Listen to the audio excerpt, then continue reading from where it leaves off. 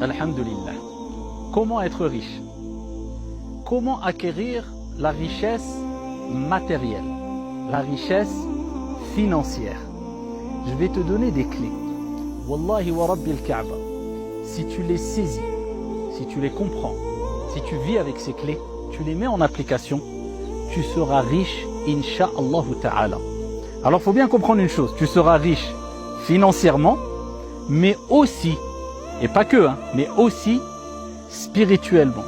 Tu auras une richesse de foi, de cœur, une richesse d'âme.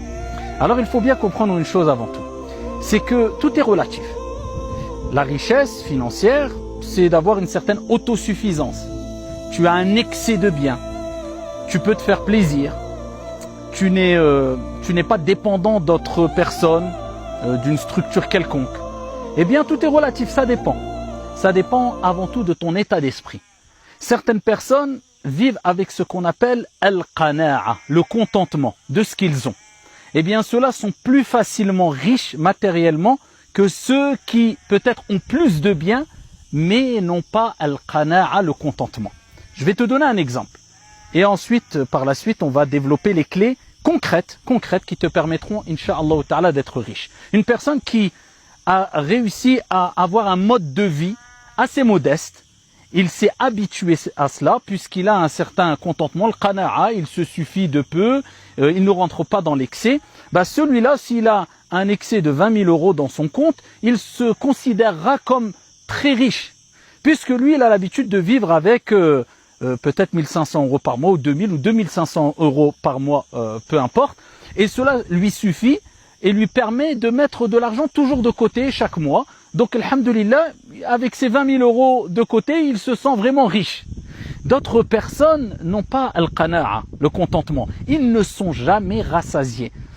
Ils ne vivent pas avec cet état d'esprit qui est « il faut que je me contente de ce que j'ai, que je ne rentre pas dans l'excès, dans trop de gaspillage », eh bien il en veut toujours plus. Même s'il gagne 50 000 euros par mois, même s'il a 500 000 euros dans son compte bancaire, puisqu'il n'est jamais rassasié, puisqu'il ne vit pas avec le qana'a, le contentement, eh bien il ne se sent jamais riche et donc il n'est jamais satisfait et donc il n'est jamais heureux. Donc pour lui, ce n'est pas une vraie richesse, puisqu'il n'a pas accédé à la première richesse qui te permet de te satisfaire et de profiter de la richesse matérielle, à savoir la richesse du cœur. Et la richesse du cœur, c'est quoi? C'est al-qana'a, c'est le contentement. Et pour argumenter cela, je vais te donner quelques textes prophétiques et quelques versets coraniques. Allah subhanahu wa ta'ala, il nous rappelle ça maintes fois dans le Coran, ainsi que le prophète sallallahu alayhi wa sallam. Prenons l'exemple du hadith authentique où Abu Dhar radiyallahu anhu wa arda, il nous rapporte que le prophète alayhi salatu wa sallam lui a dit: Ya Aba Dhar, atara kathrat al-mal huwa al-ghina? Est-ce que tu vois le fait d'avoir beaucoup d'argent, une grande quantité d'argent comme étant la richesse? Il dit: Na'am ya Rasulallah. Il dit: c'est ça la richesse, avoir beaucoup d'argent. Il dit: et est-ce que tu vois le fait d'avoir peu de biens, peu d'argent comme étant la pauvreté? Il dit: Na'am ya Rasulallah. Il dit: bien sûr, c'est ça la pauvreté, le fait d'avoir peu d'argent. Et il lui dit: Ya Aba Dhar, al-ghina ghina al-qalb, wal-faqru faqru al-qalb. Il lui rappelle que la richesse matérielle et la pauvreté matérielle dépendent de la richesse du cœur et la pauvreté du cœur. Il dit: la richesse, c'est la richesse du cœur, et la pauvreté, c'est la pauvreté du cœur. Donc comprends bien. En plus, ensuite on va donner les clés pour être riche matériellement, ne t'inquiète pas.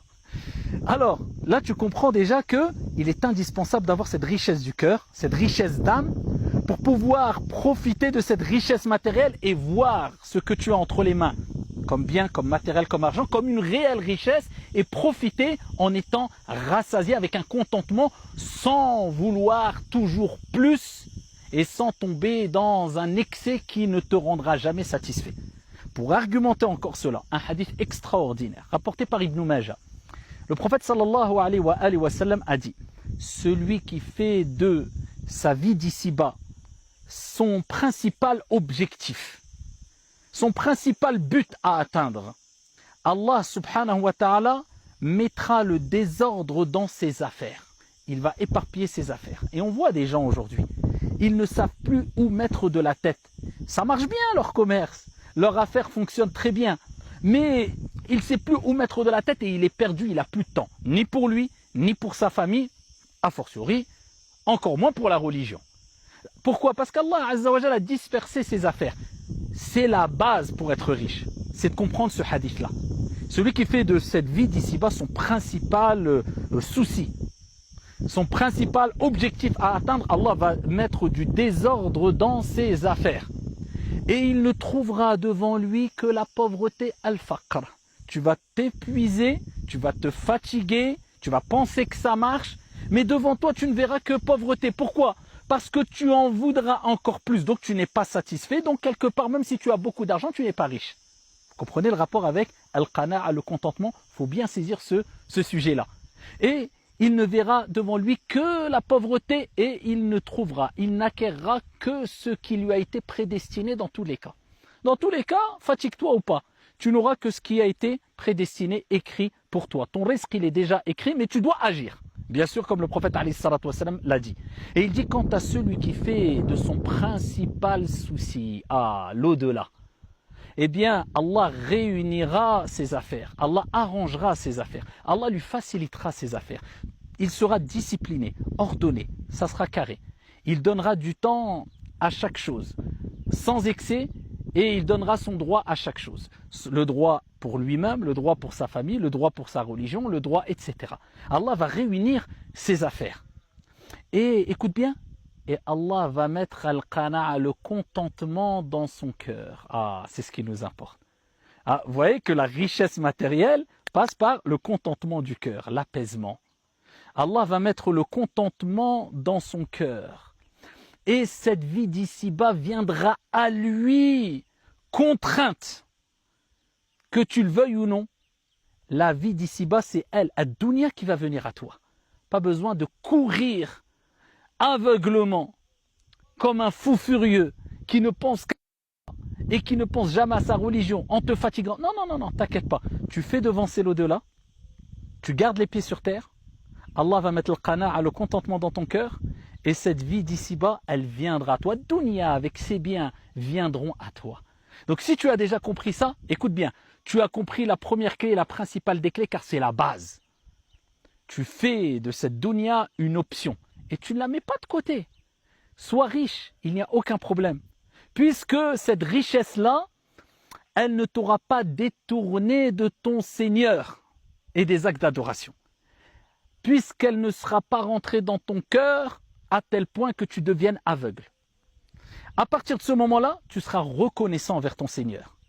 Et le prophète alayhi salatu wassalam a dit, Allah est satisfait d'un riche. Ah, tu es riche, tu as beaucoup d'argent, tu as des belles voitures, tu as... Ok, mais reconnaissant. Là, tu seras reconnaissant. Puisque cette dunya ne sera pas dans ton cœur à tel point qu'elle te détourne de ton Seigneur, mais elle sera dans tes biens, dans tes poches plutôt, ou même dans ton cœur, mais sans excès. Elle ne te détournera pas de ton Seigneur. Bien au contraire, tu seras reconnaissant en donnant de l'argent, puisque tu auras réussi le test. En donnant aux pauvres, en aidant les gens, en faisant des actes d'adoration à travers ton argent, en rendant heureux les gens, puisque l'argent soit ne fait pas le bonheur, mais contribue au bonheur, à partir du moment où tu l'utilises correctement. Donc première des choses, tu veux être riche, passe par la richesse du cœur. La richesse du cœur, c'est le contentement, al-qana'a. À ce moment-là, Allah t'accordera les richesses matérielles. Tu fais de ton principal souci l'au-delà, pas la vie d'ici-bas. Deuxième des clés, réveille-toi tôt. Le prophète alayhi salatu wassalam a dit, Bourika fi ummati, ou li ummati fi bukuriha. Il a été béni pour ma communauté. Ça, c'est les clés, ça, c'est les causes. Il a été béni pour ma communauté, eh bien, la matinée. C'est-à-dire, ce que tu vas faire le matin, eh bien, te permettra d'acquérir une baraka, une bénédiction, que tu n'acquerras pas si tu fais ces activités-là dans l'après-midi, que tu le veuilles ou non. Alors, ne te dis pas, je me lève tard, parce que j'ai le temps l'après-midi, et ce que j'aurais pu faire le matin, je le ferai l'après-midi. Tu n'as pas compris le hadith. La bénédiction, al-baraka, elle est le matin, même si tu as le temps l'après-midi. Si tu veux le baraka, la bénédiction, ce qui te permettra de ressentir, de sentir, de profiter, de voir tes biens comme étant utiles et de profiter de tes biens, eh bien cherche la baraka. La baraka, elle est le matin, lève-toi tôt. il faut se lever tôt comme le prophète alayhi salatu wassalam a dit. Ça, c'est la deuxième clé. La troisième clé, très importante. Le prophète sallallahu alayhi wa sallam, fi sahih, il nous dit que celui qui veut avoir, traduction du sens, des biens abondants, beaucoup d'argent, beaucoup de biens, et voir sa vie s'allonger, avoir une longue vie, qu'il maintienne les liens de parenté. Allah, plus tu maintiendras et tu feras des efforts pour préserver, pour renforcer, pour protéger les liens de parenté, à travers ton bon comportement envers tes parents particulièrement, en les visitant et en faisant de cette visite, de cette relation, pas une corvée, pas une option, mais une priorité dans ta vie. Sois pas ingrat. Tes parents t'ont tout donné. C'est pas pour que aujourd'hui tu dises tiens, quand j'ai le temps le week-end, je les appelle. Non, non, ils font pas la manche, tes parents. Hein. Non, non, ils font pas la manche. Tu leur dois tout à tes parents. Eh bien, en plus de cela, tellement que les parents sont importants, et tellement qu'il y a de bénédictions, et tellement que tu te rapproches d'Allah subhanahu wa ta'ala en te rapprochant de tes parents, le prophète te rappelle, si tu veux beaucoup de bien, et si tu veux une vie longue et heureuse, maintiens les liens de parenté. Quelle est ta relation avec tes parents? Tous les jours tu les appelles? Tu prends soin d'eux? Ne me dis pas oui, je leur envoie un virement de temps en temps, je leur donne de l'argent. Non, non, non, non. Le meilleur cadeau que tu peux donner à tes parents, c'est ta présence avec un sourire et un bon comportement. Continuons. Ça, c'était la troisième clé importante. Quatrième clé.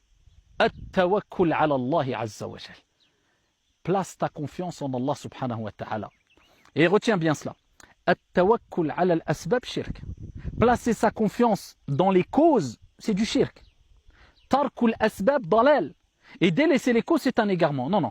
Tu utilises les causes, les moyens, et tu places ta confiance en Allah subhanahu wa ta'ala. Le prophète sallallahu alayhi wa sallam, il dit, si vous placiez votre confiance en Allah subhanahu wa ta'ala comme il se doit, Allah vous accorderait votre subsistance comme il l'accorde à l'oiseau. L'oiseau, il part, il fait les causes. Il part à quel moment il dit le prophète? Le matin. Le ventre vide et rentre le soir rassasié. Donc place ta confiance en Dieu et ne désespère pas. Sache qu'Allah subhanahu wa ta'ala, il t'accordera ton risque, insha'Allah ta'ala. Tu dois placer ta confiance en le vivant, en le riche, al-ghani subhanahu wa ta'ala. Ça c'est extrêmement important, place ta confiance en Allah subhanahu wa ta'ala. Parmi les moyens aussi, c'est d'être honnête. Plus tu seras honnête, et cela montrera que tu es une personne qui place ta confiance en Allah azza wa jal et pas en les causes. Certaines personnes cachent des défauts. Parce qu'il place sa confiance dans les causes. Il dit, oui, mais si je montre ce défaut-là dans ma marchandise, eh bien, je ne vendrai pas ma marchandise. Donc, tu n'as pas placé ta confiance en Dieu. Tu as placé ta confiance en ta marchandise. Le croyant, il est juste honnête, transparent. Il dit tous les détails. Il mentionne tous les défauts. Quand il vend et quand il achète. Et il est clément et miséricordieux, comme le prophète alayhi salatu wassalam l'a rappelé. Rahimallahu rajulan, qu'Allah fasse miséricorde à un homme, samhan idha ba'a, samhan idha ishtara, samhan idha iqtada. Il est indulgent quand il vend, il est indulgent quand il achète, et il est indulgent quand il réclame son dû. Et ça, c'est une clé extrêmement importante. Et une dernière clé qui te permettra d'être riche, insha'Allah ta'ala, c'est de t'éloigner des péchés et d'augmenter le repentir et la parole astaghfirullah. Al-istighfar, la demande de pardon à Dieu. Répète beaucoup astaghfirullah. Éloigne-toi des péchés. Quelle est ta relation avec les péchés? Quelle est ta relation avec les bonnes actions? Plus tu te rapprocheras de ton Seigneur avec des bonnes actions, plus Allah subhanahu wa ta'ala t'ouvrira les portes de la richesse du cœur, de l'âme et la richesse matérielle. La preuve en est le verset coranique où Allah subhanahu wa ta'ala il parle de Noé, le prophète Noé, Nuh alayhi salam, qui a dit فَقُلْتُ اسْتَغْفِرُوا رَبَّكُمْ إِنَّهُ كَانَ غَفَّارًا. Et j'ai dit, implorez le pardon de votre Seigneur, c'est lui le grand pardonneur. إِنَّهُ كَانَ غَفَّارًا. Qu'est-ce qu'il se passera à ce moment-là? يُرْسِلِ السَّمَاءَ عَلَيْكُمْ مِدْرَارًا. Il vous accordera des pluies abondantes. وَيُمْدِدُكُمْ بِأَمْوَالٍ وَبَنِينَ. Et il vous accordera beaucoup de biens et beaucoup d'enfants. Une des causes spirituelles, une des causes religieuses, pour qu'Allah accroisse tes biens et t'accorde beaucoup d'enfants, en bonne santé, insha'Allah ta'ala, l'augmentation de Astaghfirullah. Avec la langue, mais aussi et surtout avec le cœur. Demandez beaucoup pardon à Allah subhanahu wa ta'ala. Et de plus, le prophète nous a rappelé que c'est une cause de la dissipation des soucis et des tristesses. Répète beaucoup Astaghfirullah, Astaghfirullah, Astaghfirullah. Voici des clés. Si tu vis avec, tu les comprends, tu les saisis, tu les mets en application, Wallahi wa Rabbil Kaaba, tu seras riche de cœur et riche matériellement. Qu'Allah nous bénisse, qu'Allah nous protège et qu'Allah vous accorde réussite ici-bas et dans le delà. Assalamu alaikum.